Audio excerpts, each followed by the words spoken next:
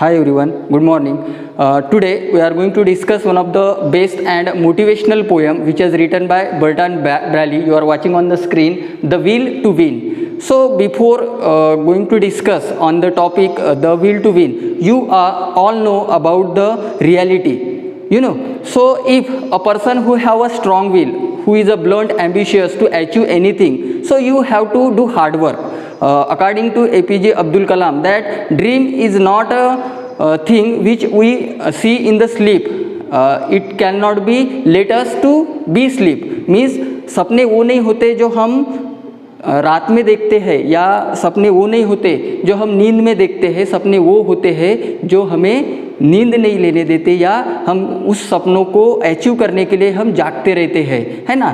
According to doctor Baba Saheb Ambedkar, if you want to success you must be narrow minded. अगर आपको किसी चीज़ में success पाना हो तो उस चीज़ के पीछे आपको क्या करना होगा, कंटिन्यूस एफर्ट लगाने होंगे. तो इसी तरह की Berton Braley, who is a prominent verse composer, it means poem composer, who has written this poem. It is one of the best and most inspirational poem, and it is a poem which is very important for the examination point of view also. So from this poem we can get a motivation. Means nowadays we are facing a lockdown situation, so in this time, in this period, this poem can give us a motivation and motivate us. So line by line I am trying to explain both the views. I am trying to explain here literal meaning as well as the technical things like poetic devices also I have mentioned on the whiteboard. So you have to be with your textbook, isn't it? So friends, today we are going to explain poem line by line. Near about a 4 stanza I have written on the whiteboard. The 4th stanza, if you want a thing bad enough to go out and fight for it, work day and night for it, give of your time and peace and sleep for it.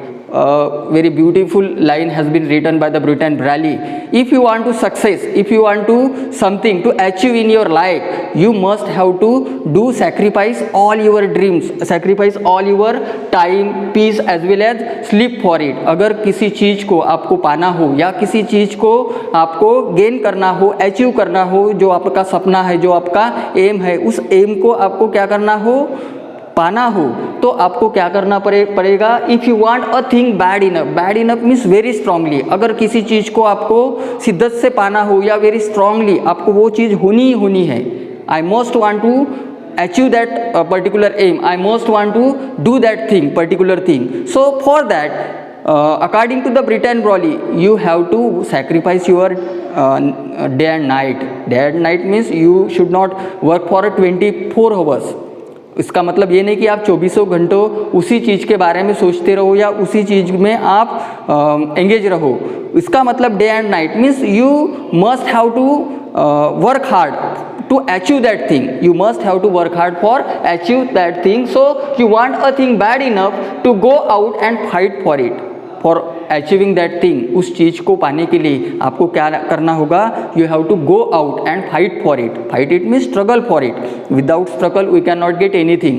Struggle के बिना हमें कोई भी चीज़ हमें मिल नहीं सकती. Without struggle we can not achieve anything. So if we want to achieve our aim, if you want to success in our life, so we have to go out and fight for it, for achieving that particular aim और particular to reach at the particular destination. अगर हमें किसी particular destination के पास अगर पहुंचना है तो हमें क्या करना पड़ेगा, to go out and fight for it. हमें उस चीज़ के लिए लड़ना पड़ेगा, हमें संघर्ष करना पड़ेगा. Then work day and night for it, give up your time and peace and sleep for it. तो हमें दिन रात हमारी चैन, हमारी नींद, हमारी शांति, सारी की सारी जो भी चीज़ें हैं वो हमें क्या करनी पड़ेंगी, सैक्रिफाइस करनी पड़ेंगी, है ना. किसी चीज़ को अगर पाना है तो दिन रात मेहनत करनी पड़ेगी, कंटिन्यूस एफर्ट लगाने पड़ेंगे, as well as we have to sacrifice. Give up मतलब छोड़ देना, है ना. पर यहाँ पे क्या होता है, सैक्रिफाइस करना. गिव अप मतलब छोड़ देना, मतलब किसी चीज़ को पाने से पहले छोड़ देना, ये मतलब नहीं होता है. Don't take a literal meaning of this word. Give up it means the sacrifice. You have to sacrifice your day and night, you have to sacrifice your time, you have to sacrifice your all things if you need to succeed in your life. अगर आपको किसी चीज़ में success पाना हो, किसी चीज़ को आपको पाना हो, तो आपको क्या करना पड़ेगा?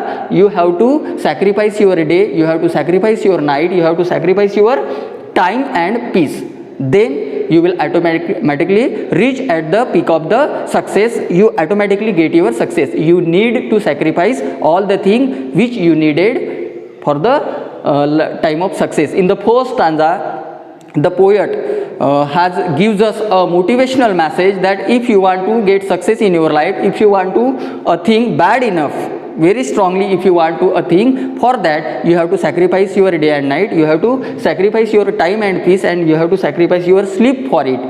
It means that if you want to miss easily in our life, we cannot get anything, है ना। हम हमारे लाइफ में इजीली कुछ भी पा नहीं सकते, तो उसके लिए हमें स्ट्रगल करना पड़ेगा, उसके लिए हमें एक प्रकार का संघर्ष करना पड़ेगा। तो ये 4 लाइनों में ब्रिटन ब्रेली ने हमें ये बताने की कोशिश की। चलो ये हो गया thematic matter.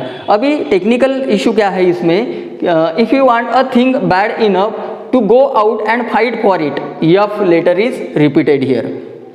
You are watching on the screen, F letter is going to repeat here. That is why we can say it is a alliteration figure of speech or alliteration poetic device. Why? Because F letter is repeated. F letter is going to repeat, or F letter is repeated. That is why it is a alliteration figure of speech. Then for it in the both the stanza, both the word has repeated here. That is why it is a repetition. The word where repeated, that poetic device is known as repetition, and when the letter is repeated, that is poetic device alliteration, isn't it? So it is a technical issue of the poem. So in the 4 line, Bertrand Braille has gives us a motivational message, or trying to motivate us that if you want to get success in your life, you must have to focus on your goal, and persistently you have to chase to your goal or chase to your aim. So in the 4 line, he makes us aware about the reality. I think you have been betterly understand line by line. I am trying to explain it. Okay, in the next stanza, if all that you dream and scheme is about it, and life seems useless and worthless without it. So this is the second stanza you are watching. If all that you dream and scheme is about it, and life seems useless and worthless without it. So if you all that you dream, है ना, अक्सर हम सपने देखा करते हैं, है ना। बचपन से हमें कुछ सपने देखते हैं, हम किसी को हमारा मोटिवेशन मानते हैं, किसी को हम हमारा आइडल मानते हैं, और उसी की तरह हम बनने की कोशिश करते हैं, है ना। बचपन से जब हम बड़े होते हैं, स्कूल में जाते हैं, तो हमारा एक पर्टिकुलर ड्रीम होता है। तो if a person who have a dream, अगर किसी इंसान का एक ड्रीम हो, एम हो, है ना, किसी क्षेत्र में हमें कुछ करना हो या हमें कुछ अच्छी चीज़ पानी हो, तो Berton Braley has narrating here that if all that you dream and scheme is about it, and life seems useless and worthless without it. तो अगर हमने कभी सपना देखा हमारी लाइफ में, अगर हमने कभी सपना देखा, तो उस सपने को पूरा करने के लिए हमें दिन रात हमारा चैन, हमारी शांति, सब कुछ हमें क्या करना है? दाव पे लगाना है, मतलब उसका सैक्रिफाइस करना है। और वो अगर सपना हमारा सच ना हो किसी कारणवश, तो हमारी लाइफ क्या होती है? वर्थलेस हो जाती है, हमारी लाइफ यूजलेस हमें लगने लगती है। अगर उस चीज़ को हमने पाया नहीं और उस चीज़ तक हम किसी कारणवश पहुंच नहीं पाए, so what will happen? That life will become useless, that life will become worthless if you didn't get our destination, if we didn't get our success, if we didn't get our aim, isn't it? So Bertrand Braille is trying to narrate here, if all that you dream, that scheme it means a plan, is about it, and life seems useless and worthless without it. अगर हमारा कुछ dream होता है, अगर उस dream तक हम पहुंच नहीं पाते, उस ड्रीम को हम चाहकर भी हमें वो नहीं मिल पाता, हमारे एफर्ट कम पड़ जाते हैं, है ना, हमारी प्रिपरेशन कम पड़ जाती है, और अगर हम उस ड्रीम तक नहीं पहुंच पाते, तो क्या हो जाता है? That time our life will become useless, our life will become worthless without it. It means without that dream, है ना। वो जो सपना देखते हैं हम, वो सपना अगर किसी कारणवश पूरा नहीं होता, it means dream। तो उस ड्रीम के लिए हम जो भी एफर्ट लगाते हैं, किसी कारणवश अगर वो एफर्ट कम पड़ जाते हैं, अगर किसी वजह से वो चीज़ हमें नहीं मिल पाती, तो what will happen? Our life will become useless and worthless. Okay, useless and worthless. Useless means निरुपयोगी in Marathi and worthless means निरुपयोगी. So both the word is similar meaning, है ना. तो एक ही बात को 2 बार या 3 बार दोहराना, इसे क्या बोलते हैं? ट्यूटोलॉजी, है ना. Tautology, it is a poetic device. Tautology means the word which is meaning same, the word which same meaning is repeated, that is tautology, है ना. सेम मीनिंग के जो भी वर्ड रिपीट होते हैं उसे ट्यूटोलॉजी, पोइटिक डिवाइस कहते हैं. तो यहाँ पे हमने ये बात डिस्कस की है. तो सेकंड स्टांजा में हमें ये बात समझ में आई. Berton Braley is trying to explain here, if all that you dream, किसी चीज़ का अगर आप सपना देखते हो तो उस सपने को पूरा करने में हम तो हमारी पूरी ज़िंदगी लगा देते हैं, हमारा पूरा सुकून, हमारा पूरा चैन लगा देते हैं. But if we didn't get that success, that particular aim, or we didn't reach at that destination, so what will happen? Our life seems as like useless, है ना. हमारी जो ज़िंदगी है हमें क्या लगने लगती है? यूजलेस लगने लगती है, वर्थलेस लगने लगती है, विदाउट दैट ड्रीम. ओके, पहले ही मैंने बताया कि सपने वो नहीं होते जो हम नींद में देखते हैं, सपने वो होते हैं जो हमें नींद नहीं लेने देते या सुकून नहीं होता है. हमें उस पर्टिकुलर थिंग जब तक कि हमें मिलती नहीं तब तक हम सो नहीं पाते, उसे सपना कहते हैं. ऐसा मानना एपीजे अब्दुल कलाम का ये फेमस कोट है. तो चलो हम थर्ड स्टांजा की ओर बढ़ते हैं. If you gladly sweat for, pray for and plan for it and loss all your terror of the opposition for it. So if you gladly sweat, अभी यहाँ पे स्वेट का मतलब पसीना, don't take a literal meaning of this sweat. Sweat मतलब पसीना होता है, लेकिन यहाँ पे स्वेट मतलब स्ट्रगल, और वो भी स्ट्रगल कैसे? Gladly.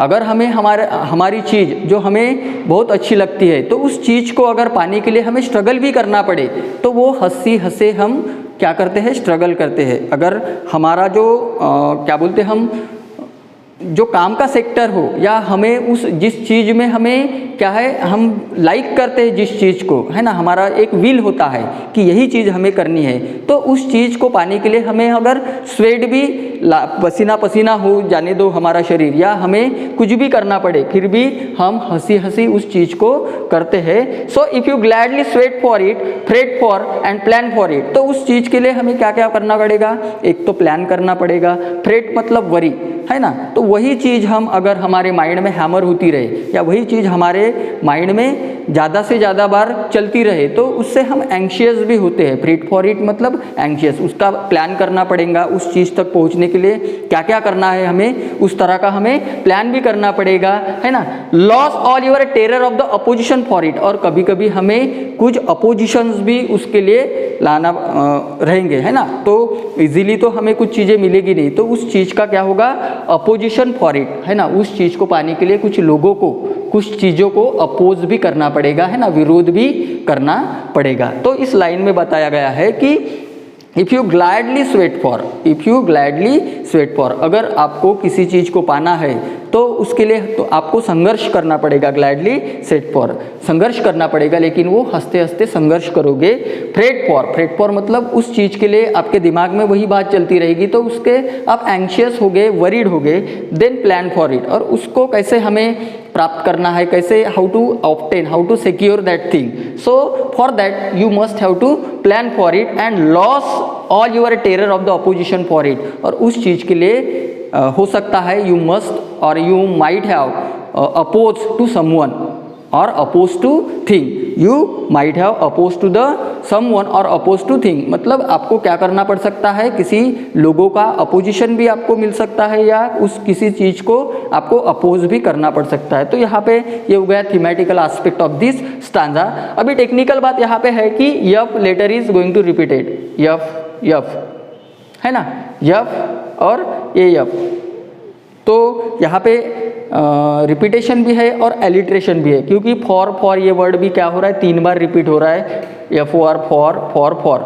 So that is why we can say it is a repetition, and F word is also repeated, so that is why we can say it is a alliteration, isn't it?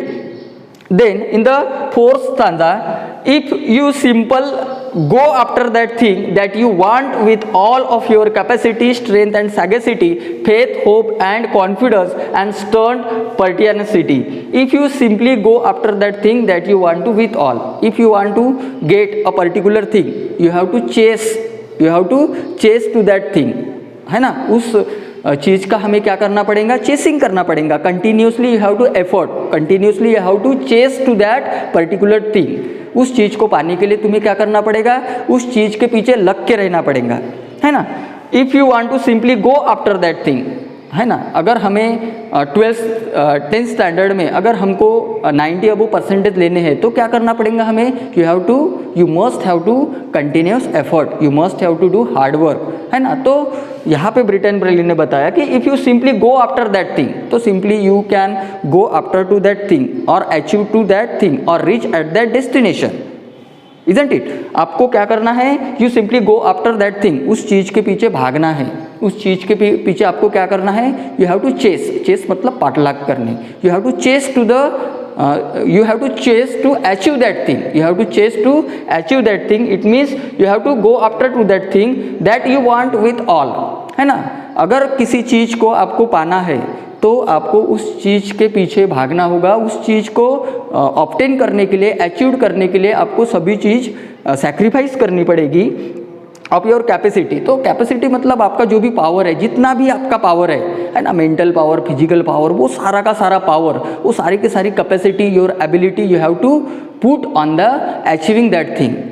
उस चीज़ को पाने के लिए सारी की सारी capacity आपको, एबिलिटी आपको लगानी पड़ेगी, पूरा पावर आपको एक करना होगा. Then strength and sagacity, here the meaning of sagacity is wisdom. Okay, then faith, hope and confidence and stern पर्टेंसिटी.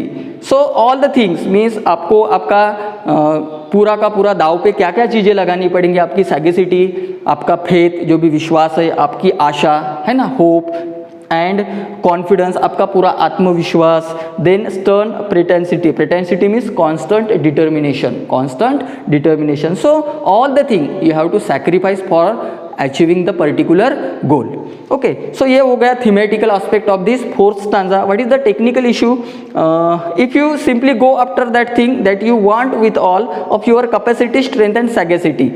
Okay, sagacity, faith, hope and confidence and stern pertinacity means constant determination. So here the yes letter is going to repeat it. Yes is repeated, so that is why we can say it is a alliteration poetic device. So next stanza you are watching on the screen. If neither cold and poverty, famish or joint or sickness or pain of body and brain. So if neither cold and poverty मतलब अगर किसी चीज़ को हमें पाना है, if you have a will to win और if you want to get success in the particular field, अगर किसी चीज़ में आपको सक्सेस पाना हो तो कोई ऐसी जो चीज़ें हो जिसे हमें अपोजिशन बोल सकते हैं. तो you are watching on the screen the Berton Braley has described here if neither cold and poverty.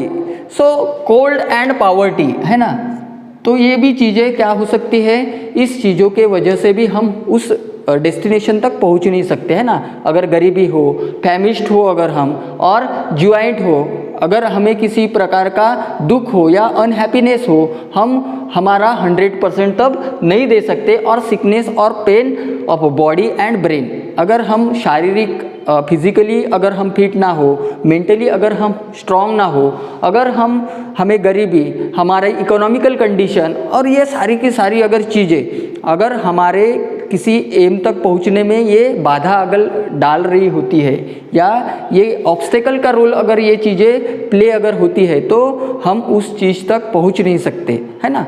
We cannot reach at the destination because of all the obstacle you are watching on the screen as like poverty, famished, joint, sickness, pain. Okay, body का और mind का जो भी pen होता है या body हमारी सिक होती है, तो ये चीज़ें हैं जो हमें हमारे डेस्टिनेशन तक पहुंचने नहीं देती और ये वो चीज़ें हैं हमें वहाँ तक जाने नहीं देती. Okay, if neither cold and poverty, famish और जॉइंट और सिकनेस और pain of body and brain can keep your away from the thing that you want. If you want to reach at your destination, if you have a will to win something, so you must have to neglect all the thing, you have to overcome all the obstacles. According to Britain Brally, you have to overcome all the obstacle on the way of your success, on the way of your aim, है ना. तुम्हारे M का जो भी वे है, जो भी रास्ता है, तो जहाँ ये जो ऑब्स्टेकल्स है, you have to overcome all the obstacle on the way of your success, can keep you away from the thing that you want. और इस चीज़ों को हमें क्या करना है, जो बॉडी का पेन हो या हमारा mentally we are not strong mentally, so you have to overcome all the obstacle for reaching at the destination, for reaching at the success. In the next stanza, it is the last stanza of this poem. If dodge and grim you, besiege and beset it, with the help of God you will get it. Very wonderful line and wonderful description has given by Britain Brally. Britain Brally said that if dodge and grim you, besiege and beset it, with the help of God you will get it. So if you are reaching at your destination, you must have to do continuous effort, means sleeplessly you have to effort to achieve that thing, है ना. मतलब नींद चैन सब त्याग के, सभी चीज़ों का सैक्रिफाइस करके अगर आपको किसी चीज़ की ओर बढ़ना है या किसी चीज़ को अगर आपको पाना है, if dodge and grim you, besiege and beset it, with the help of God you will get it. So nobody can resist you to achieve your success. आपको उस सक्सेस तक पहुँचने में कोई रोक नहीं सकता. Nobody can resist you to reach at the success और reach at the peak of the success, है ना. One fame quotation is there that God help to those who help to themselves. भगवान भी उसी की मदद करता है जो खुद की मदद कर सकता है ना. God help to those who help to themselves. तो ये सारी की सारी चीज़ें हमने इस 2 लाइनों में पढ़ी है कि अगर आपको किसी चीज़ को पाने की विल हो, आपके मन में अगर किसी चीज़ को पाने की इच्छा हो, तो आपको उसके लिए कंटिन्यूस एफर्ट, हार्ड वर्क, है ना. आपको आपकी रात की नींद, दिन का चैन, सभी की सभी चीज़ें उस चीज़ में डाल देनी होगी, तब जाके आपको वो डेस्टिनेशन तक आप पहुँच पाओगे या आपको सक्सेस मिल पाएगा. तो ये सारे पोएम आपने यहाँ पे पढ़ी है, जो कि बहुत ही मोटिवेशनल और इंस्पिरेशनल है. इससे रिलेवेंट जो भी एक्टिविटी है वो आपके किताब में दी हुई है. अगर आपको कोई क्वेरी हो या प्रॉब्लम हो तो you can contact me on my personal number. Still then thank you.